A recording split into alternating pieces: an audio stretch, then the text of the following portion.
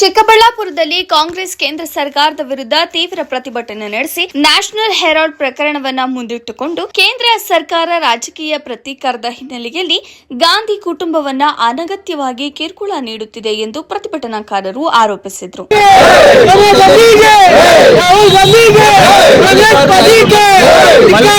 ಕಾಂಗ್ರೆಸ್ ಜಿಲ್ಲಾ ಅಧ್ಯಕ್ಷರಾದ ಕೇಶವರೆಡ್ಡಿ ಮಾತನಾಡಿ, ರಾಜಕೀಯವಾಗಿ ಎದುರಿಸುವ ಧೈರ್ಯ ಕೇಂದ್ರದ ಬಿಜೆಪಿ ಸರ್ಕಾರಕ್ಕೆ ಇಡಿ ಹಾಗೂ ಸಿಬಿಐ ಮೊದಲಾದ ತನಿಖಾ ಸಂಸ್ಥೆಗಳನ್ನ ದುರುಪಯೋಗ ಪಡಿಸಿಕೊಂಡು ವಿರೋಧ ಪಕ್ಷದ ನಾಯಕರನ್ನ ಗುರಿಯಾಗಿಸಲಾಗುತ್ತಿದೆ ಎಂದರು. ನ್ಯಾಷನಲ್ ಹೆರಾಲ್ಡ್ ಪ್ರಕರಣದಲ್ಲಿ ಇದುವರೆಗೆ ಯಾವುದೇ ಭ್ರಷ್ಟಾಚಾರ ಸಾಬೀತಾಗಿಲ್ಲ. ಆದರೂ ಭ್ರಷ್ಟಾಚಾರ, ಹಣಕಾಸು, ಅಕ್ರಮ ಸೇರಿದಂತೆ ವಿವಿಧ ಆರೋಪಗಳನ್ನು ಹೊರಿಸಿ ಸೋನಿಯಾ ಗಾಂಧಿ ಹಾಗೂ ರಾಹುಲ್ ಗಾಂಧಿ ಅವರನ್ನ ಪದೇ ಪದೇ ವಿಚಾರಣೆಗೆ ಕರೆಸಲಾಗುತ್ತಿದೆ ಎಂದು ಅವರು ದೂರಿದರು. ನ್ಯಾಷನಲ್ ಹೆರಾಲ್ಡ್ ಪ್ರಕರಣಕ್ಕೆ ಸಂಬಂಧಿಸಿದಂತೆ ವಿಚಾರಣಾ ನ್ಯಾಯಾಲಯ ಸಾರಾಸಗಟವಾಗಿ ತಿರಸ್ಕರಿಸಿದೆ. ಹಾಗಾಗಿ ಬಿಜೆಪಿಯ ದ್ವೇಷದ ರಾಜಕಾರಣಕ್ಕೆ ಹಿನ್ನಡೆ ಉಂಟಾಗಿದ್ದ ಗಾಂಧಿ ಕುಟುಂಬದ ವಿರುದ್ಧ ನಡೆಯುತ್ತಿರುವ ಪ್ರತೀಕಾರ ರಾಜಕಾರಣವನ್ನ ತಕ್ಷಣವೇ ನಿಲ್ಲಿಸಬೇಕು ಎಂದು ಅವರು ಆಗ್ರಹಿಸಿದರು. ವರದಿ ಸಲಾಹುದ್ದೀನ್, ಚಿಕ್ಕಬಳ್ಳಾಪುರ.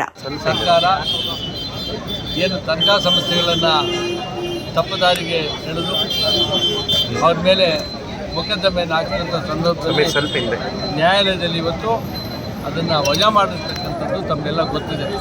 ಅದರ ವಿಚಾರವಾಗಿ ಇಡೀ ದೇಶದ ನಾಗರಿಕರಿಗೆ, ಸಾರ್ವಜನಿಕರಿಗೆ ತಿಳಿಸಬೇಕು.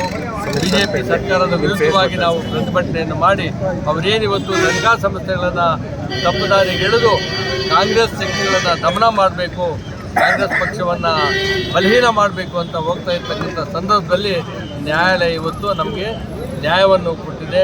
ಅದಕ್ಕೆ ನಾವು ನ್ಯಾಯಾಧೀಶರಿಗೆ ಮತ್ತು ನ್ಯಾಯಾಂಗಕ್ಕೆ ನಾವು ಶಿರಸಾಂಗ ನಮಸ್ಕಾರವನ್ನು ಹೇಳಿ ಅವಶ್ಯಕತೆಯೇ ಇಲ್ಲ.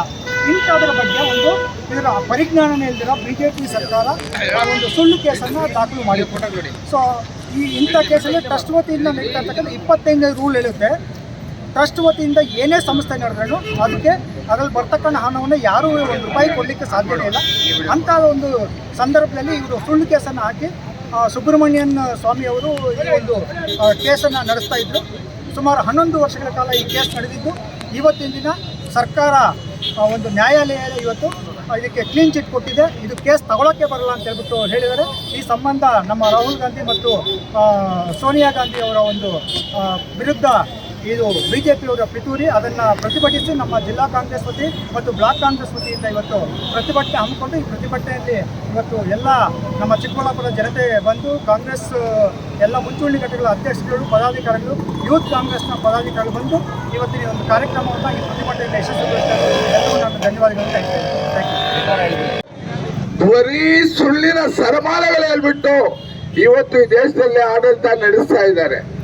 ಇವತ್ತು ಇಂದಿರಾ ಗಾಂಧಿ ಅವರಾಗ್ಬೋದು, ರಾಜೀವ್ ಗಾಂಧಿ ಅವರಾಗ್ಬೋದು, ಇವರೆಲ್ಲರೂ ಕೂಡ ದೇಶಕ್ಕಾಗಿ ತಮ್ಮ ಪ್ರಾಣವನ್ನೇ ತ್ಯಾಗ ಮಾಡಿದಂತ ಮಹನೀಯರ ಪಕ್ಷ ಕಾಂಗ್ರೆಸ್ ಪಕ್ಷ. ಅದೇ ರೀತಿ ದೇಶಕ್ಕೆ ಸ್ವತಂತ್ರವನ್ನು ತಂದುಕೊಟ್ಟಂತ ಪೂಜ್ಯ ಗಾಂಧಿ ಅವರನ್ನು ಕೊಂದಂತ ಪಕ್ಷ ಬಿಜೆಪಿ ಪಕ್ಷ. ಇಂಥ ಪಕ್ಷ ಇವತ್ತು ಆಡಳಿತ ನಡೆಸ್ತಾ ಇದೆ. ಜನಗಳಿಗೆ ಮರಳು ಮಾಡ್ತಾ ಇದ್ದಾರೆ, ಯುವಕರಿಗೆ ಮರಳು ಮಾಡ್ತಾ ಇದ್ದಾರೆ.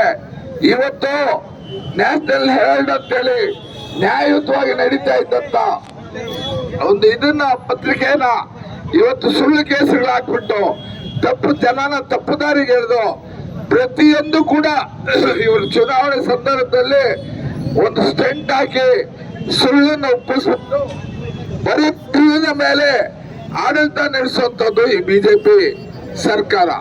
ಜನ ರೋಷದವ್ರೆ, ಸ್ವಾಮಿ ಅರ್ಥವಾಗಿದೆ.